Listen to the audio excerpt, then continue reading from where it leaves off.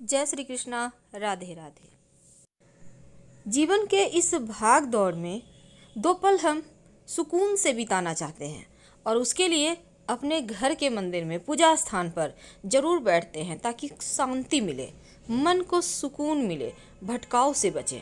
लेकिन पूजा घर में रखी हुई कुछ ऐसी चीज़ें जो मुश्किलें बढ़ा देती है। हमारे हिंदू समाज में हर व्यक्ति पूजा पाठ करता है, पूजा ना भी करे तो उसके घर में एक भगवान की तस्वीर जरूर होती है जिसको वो रोज़ कम से कम घर से बाहर निकलने के पहले सुबह शाम नमन जरूर करता है, प्रणाम जरूर करता है ताकि भगवान उनके जीवन के कष्टों को दूर करे और घर में खुशियाँ भरे, मानसिक सुकून दे। आखिर हम भगवान के पास आते क्यों हैं? मानसिक शांति के लिए। चाहे घर हो या बाहर, आप जहां रोज एक ही समय पर नियत समय पर प्रार्थना करना शुरू कर देते हैं वहीं पर निगेटिव एनर्जी भाग जाती है, पॉजिटिव एनर्जी आ जाती है। और आप अपने घर में पूजा पाठ तो करते ही होंगे। पूजा पाठ करने से आपका मनोबल ऊंचा रहता है, हर समय आपके साथ एक पॉजिटिव एनर्जी होती है, भगवान का हाथ होता है आपके सर पे। घर के एक हिस्से में भगवान के लिए स्थान जरूर बनाया जाता है, लेकिन कई बार आपके द्वारा की जा रही पूजा का फल आपको मिलता ही नहीं। तो आखिर आपकी पूजा करने में कमी है या कहीं कोई ऐसा वास्तु दोष है जो आपकी पूजा को स्वीकार होने ही नहीं दे रहा? तो घर में बने जो मंदिर है, चाहे वो आप कहीं भी पूजा करें, मंदिर यानी जहाँ भगवान का स्थान है, जहाँ पर आप दिया जलाते हैं, तो वो स्थान कैसा है और कौन सी वस्तु ऐसी है जो मंदिर में भूल कर भी नहीं रखनी चाहिए, वरना आपकी पूजा स्वीकार ही नहीं होगी।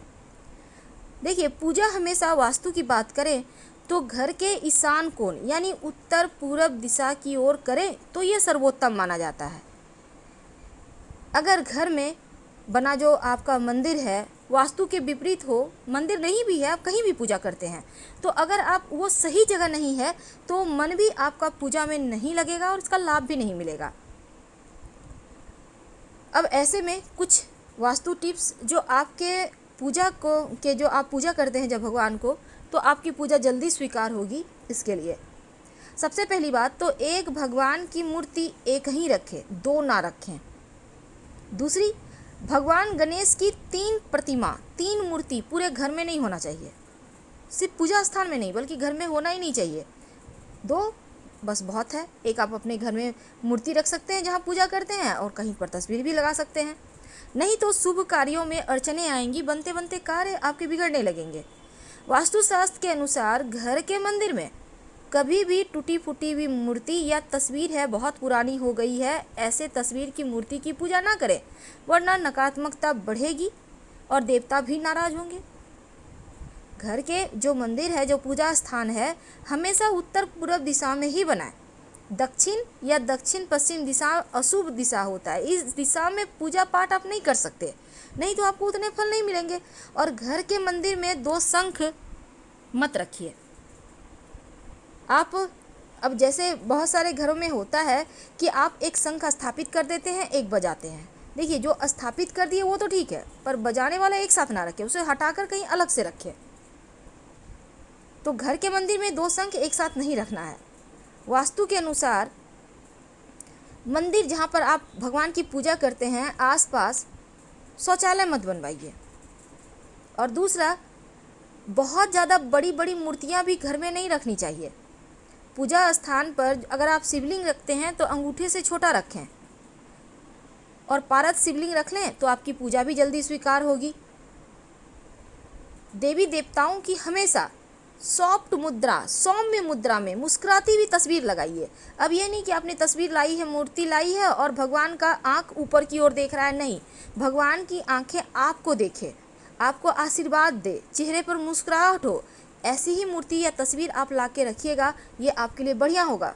उग्र देवी देवताओं की मूर्ति स्वरूप वाली तस्वीरें मत रखिएगा, वरना जीवन में मुश्किलें बढ़ जाएगी।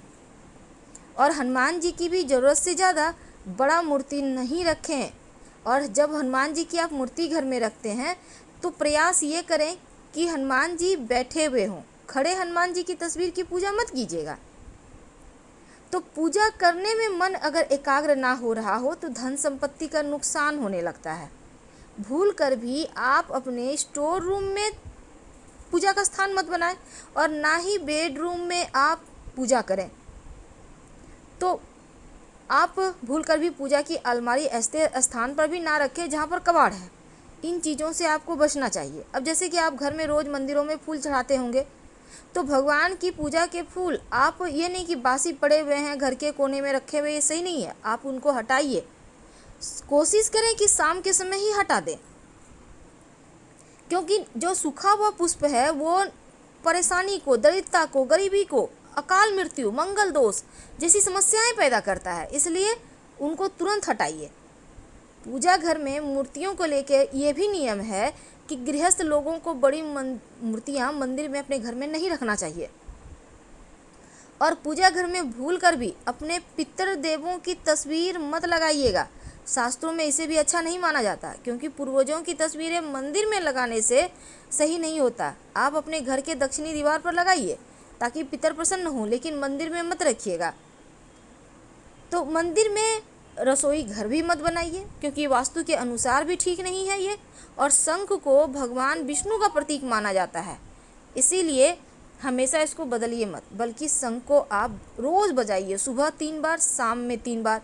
अगर आप लड्डू गोपाल की पूजा करते हैं तो उनकी सेवा कीजिए, उनको रोज़ स्नान करवाइए, वस्त्र बदलिए, और कम से कम प्रतिदिन उनको 3 प्रहर में कम से कम भोग और प्रसाद जरूर उनको अर्पित कीजिए।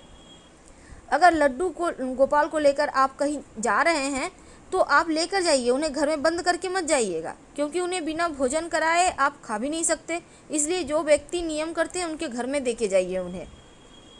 अब जैसे शिवलिंग रखिएगा तो शिवलिंग आप हमेशा ही अंगूठे से छोटा ही रखें। घर में नुकीली चीज़ें मत रखिए, धारदार चीज़ें भी मत रखिए, नहीं तो आपकी पूजा का पूरा फल भी आपको नहीं मिलेगा, मन भी एकाग्र आपका नहीं रहेगा। और अंत में, जब आप पूजा करते हैं तो एक निश्चित समय पर रोज किया करें, तब आपकी प्रार्थना जल्दी स्वीकार होती है। मोर पंख अपने पूजा स्थान पर जरूर रखिए।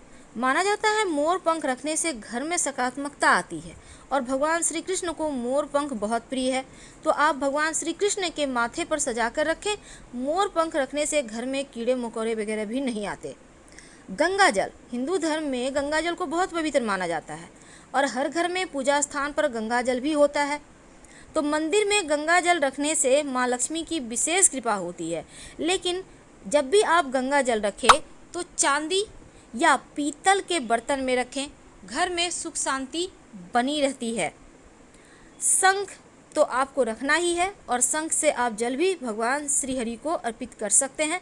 शालिग्राम भगवान को अपने पूजा स्थान पर मत रखें, बल्कि शालिग्राम भगवान को आप अपने तुलसी जी के स्थान पर रखें, क्योंकि शालिग्राम भगवान हमेशा घर से बाहर रहते हैं तुलसी जी के पास। जीवन में आर्थिक समस्या नहीं आती जिस घर में शालिग्राम भगवान होते हैं।